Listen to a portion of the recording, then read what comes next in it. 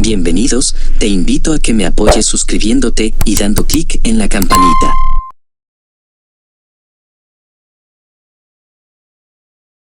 La Asamblea Legislativa, el presidente de la República el día de ayer dice, en palabras muy concretas, dijo, el dinero alcanza cuando no se roba. Y eso de alguna manera vino a sellar el anuncio de que va a enviar a la nueva Asamblea Legislativa reformas a la ley del FODES. Ya no será del 10%, sino del 6%, lo cual significa que el 25% de eso se podrá utilizar en gastos como se hacía anteriormente, pero el 75% que se entregaba para obras se entregará en eso, obras en las comunidades. Ya no será en efectivo y será a través de una figura de la cual pues él habla como Dirección Nacional de Obras Municipales con Fondo GOES. ¡Oh! ¡Qué bueno! ¡Qué bueno! Una buena pregunta es cómo queda Comures, porque entiendo que Comures también tiene casi el mismo perfil dentro del tema de las alcaldías. Yo creo que Comures es una comunidad. O el ISDEN, que creo que trabajaba también con el tema de desarrollo. Efectivamente. Comures es una comunidad de alcaldes que los incluye a todos y ellos creo que podrán continuar funcionando. Creo que lo novedoso es la reorientación del FODES, y por una parte, y por otra parte la creación de un organismo centralizado que va a supervisar y seguramente a ser clave en la ejecución de todos los proyectos locales para garantizar su buen funcionamiento. Y es ahí donde él dice, en ese tweet que teníamos en pantalla, donde dice el presidente precisamente ese tema, pues que será una acción donde se tenga más control para evitar que el dinero se robe o se utilice para campaña. No sé si en la otra, en el otro tweet, ahí está, mira. Vamos a demostrar otra vez que se puede hacer mucho más con menos. El dinero alcanza cuando no se roba. Una palabra que desde luego cala muchísimo porque al final de cuentas tú sabes de lo que hemos conocido. Efectivamente. De los casos de corrupción. Todos sabemos que el FODES, que a lo mejor se inició con buena intención, que era fortalecer las finanzas de alcaldías muy débiles y que hubiesen recursos destinados al desarrollo local, se fue deformando. Y al final el FODES se convirtió en un dinero que le servía a los alcaldes para cualquier cosa, incluyendo actos de corrupción, menos para el desarrollo local. Crearon burocracia, servía para campaña electoral, para viajes y viáticos de los alcaldes, etcétera. Es increíble. ¿La descentralización? ¿La autonomía? Yo creo que la autonomía se debe de mantener. Es importante porque los gobiernos son locales y es un gobierno que protege su territorio y su gente. Pero eso no se está atentando. En el pasado, antes del FODES, ahí sí se atentaba contra la economía, contra la autonomía de las alcaldías. ¿Por qué? Porque quedaban a discreción del gobierno el dar los recursos. Y a este alcalde me cae bien, le daba gobernación, a este no me gusta, no le daba gobernación, y todos los alcaldes terminaban llorando en gobernación que les dieran algo. Eso sí atentaba. Eso será casi historia, porque la mayoría de alcaldías las tiene ahora Nuevas Ideas. Ahora lo que se les ha dicho es, hagan los proyectos, pero el dinero, discúlpeme, no lo va a manejar usted.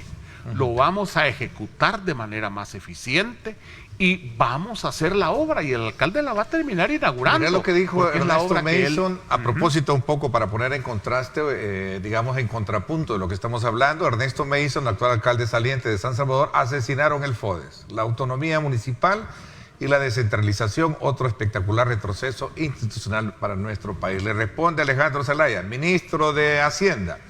Lo que se asesina es la corrupción, los proyectos justificados se ejecutarán, las banderas de $300,000 no, en alusión al tema de la bandera acá en el redondel Maferrer. ¿Qué piensas? No, es que precisamente los municipios deben de tener autonomía para discutir con sus comunidades los proyectos de desarrollo.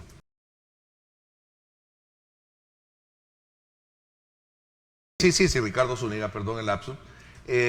De alguna manera viene a dejar en claro el interés que tiene Estados Unidos porque con gobiernos como el nuestro se pueda de alguna manera atacar el tema de la migración, pero también tomando en consideración el tema de la corrupción, el combate a la corrupción. De hecho, en ese mismo contexto ofreció $2 millones para las CICIES OEA. Sí. ¿Cómo examinas tú esta situación de Ricardo Zúñiga en el contexto de las reuniones que el día de ayer estuvo con la Fiscalía, con algunas instituciones como la Corte Suprema de Justicia, la Procuraduría, sector privado, sectores de la sociedad civil y la Canciller de la República, a excepción del presidente de la República, Nayib Bukele? Claro.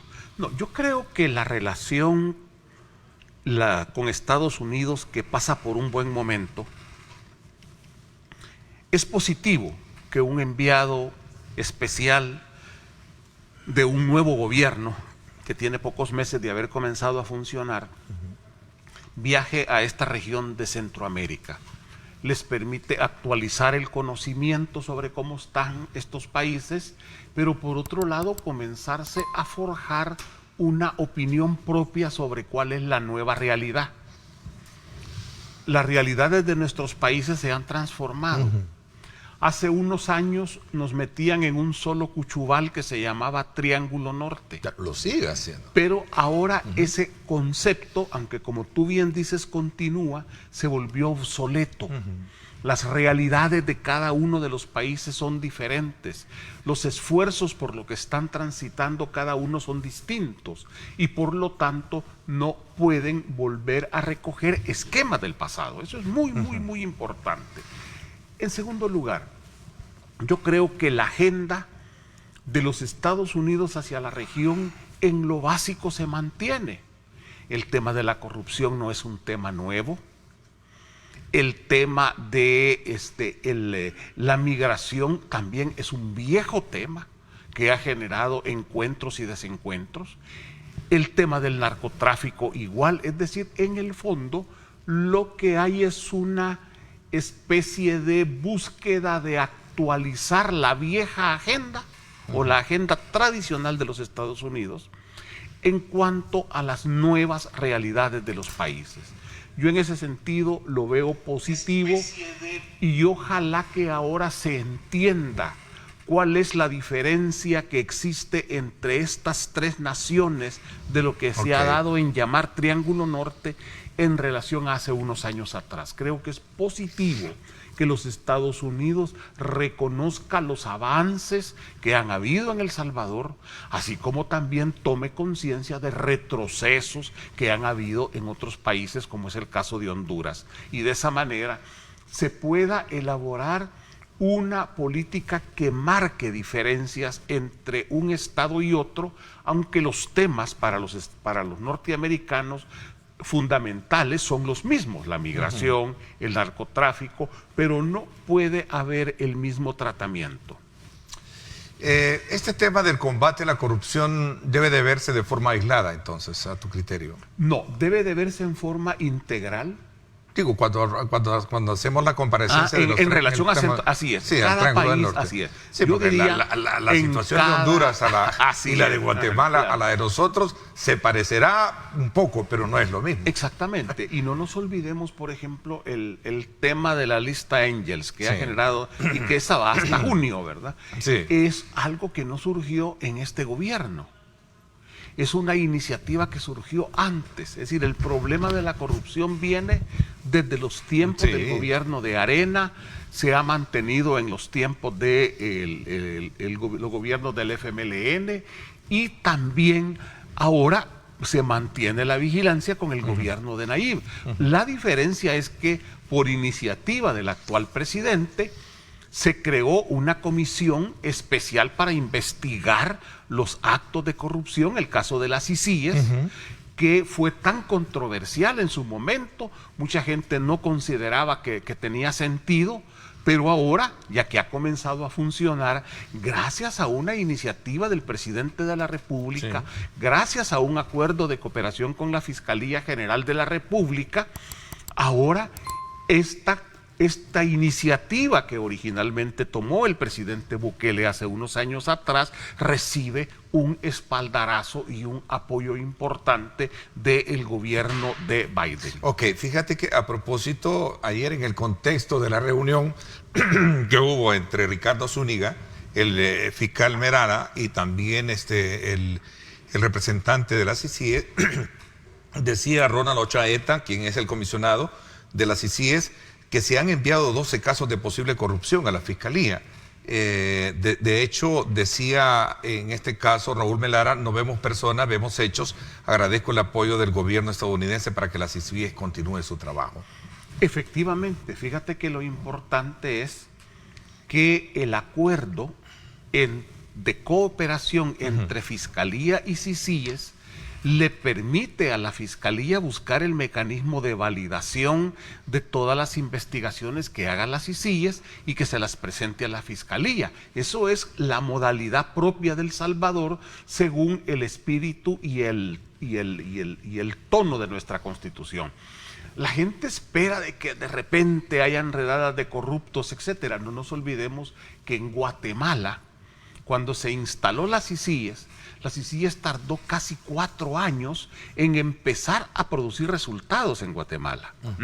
Aquí lleva 2 años, digamos, porque prácticamente la CICIES se montó con la llegada del actual gobierno y este gobierno todavía no llega a los 2 años y ya comenzamos a ver esos hechos tan importantes que definitivamente van a servir, porque hay una frase que a mí me gustó, creo que es del señor Zúñiga, no estoy muy seguro, que decía, es más importante, es más fácil prevenir que enfrentar y combatir ya la corrupción cuando es un hecho. Es decir, todo lo que puedan ser medidas preventivas se vuelven fundamentales porque evitan que se puedan cometer los hechos de corrupción.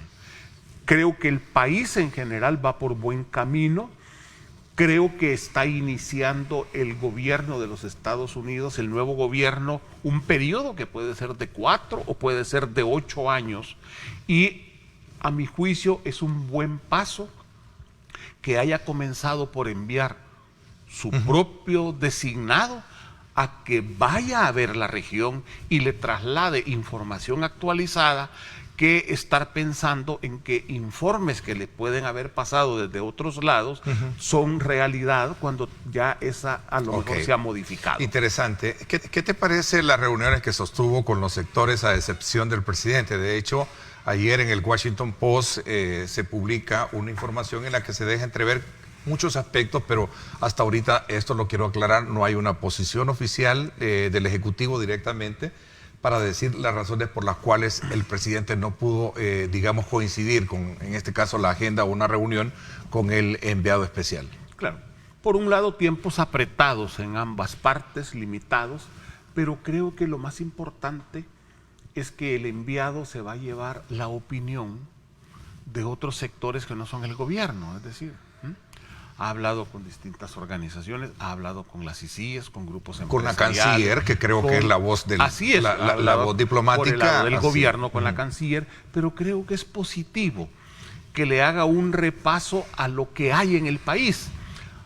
Algunas veces las delegaciones se concentran, vienen, hablan con el gobierno, hablan con algún alto funcionario y ya a partir de eso cree que llevan una opinión sobre el país.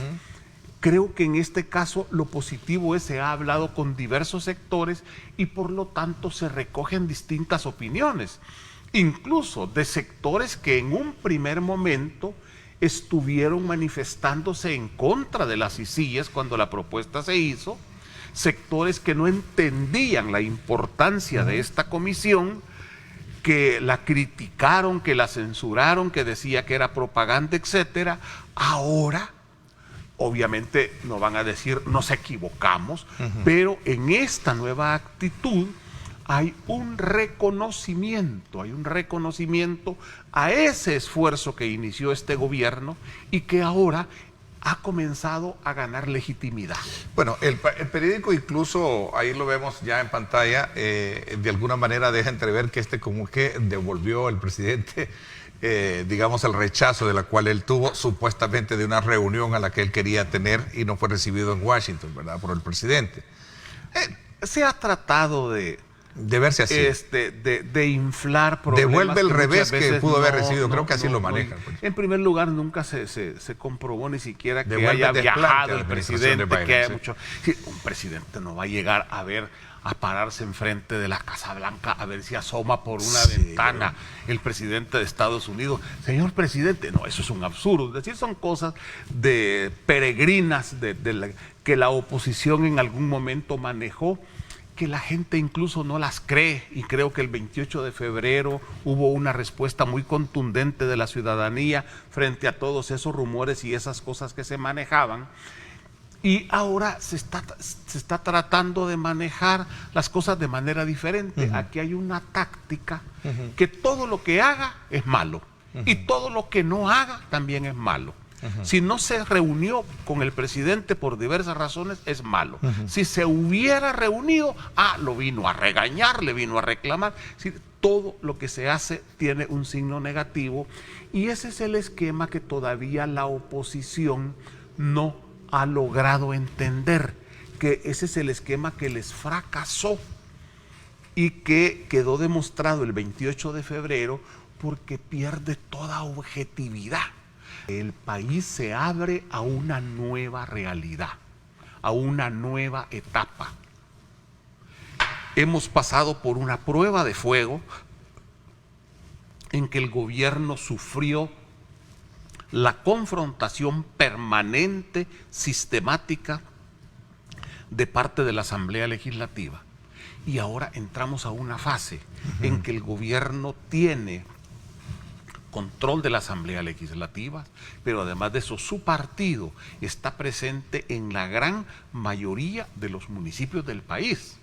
Y es un tema, por un lado, cuantitativo, de que de 162 municipios, más de 170 están en este momento en manos del partido del gobierno, sino que también es un problema de el tamaño de los municipios. No es lo mismo San Salvador que un municipio pequeño de Chalatenango.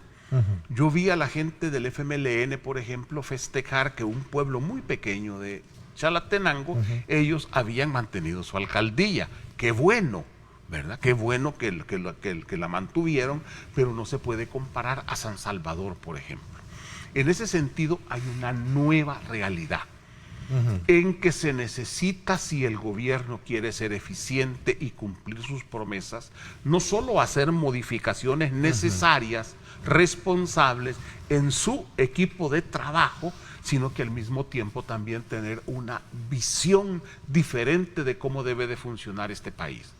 Otra de los anuncios importantes ayer, creo que te ibas a referir a él, es el caso del FODE. Del FODE. Ya vamos a hablar porque quiero invadarlo con el trabajo evaluativo. Exactamente. Quiero salir un poco de tu apreciación con Entonces, estos cambios que tú los ves positivos. Y es preparar al gobierno, preparar al Ejecutivo para la nueva realidad, para esta nueva etapa que se va a iniciar en el país. Desde ese ángulo, ¿cómo ves todo esto que se menciona, desde luego relacionado con el ministro de Agricultura, donde se especula que hay otras razones por las cuales el presidente lo aparta y designa un nuevo ministro de Agricultura? Claro, siempre que hay un cambio en el gabinete, se producen rumores, se producen especulaciones, siempre. Esto es normal, es parte de la naturaleza humana, de la rumorología. O de la política. Ahora, per se. Todos los miembros del actual gabinete sufrieron un ataque permanente, sufrieron acusaciones. Yo no creo que haya un tan solo ministro que no haya recibido un ataque por parte de la Asamblea Legislativa, por parte de los opositores en general, que no le hayan hecho un señalamiento negativo, lo cual no es malo. Creo que es parte de la democracia. Y por lo tanto, esos señalamientos que muchas veces fueron infundados, etcétera, ahora cobran vida cuando se produce un cambio de estos. No te olvides de suscribirte y compartir nuestro canal. Así me apoyas para continuar creando más contenido.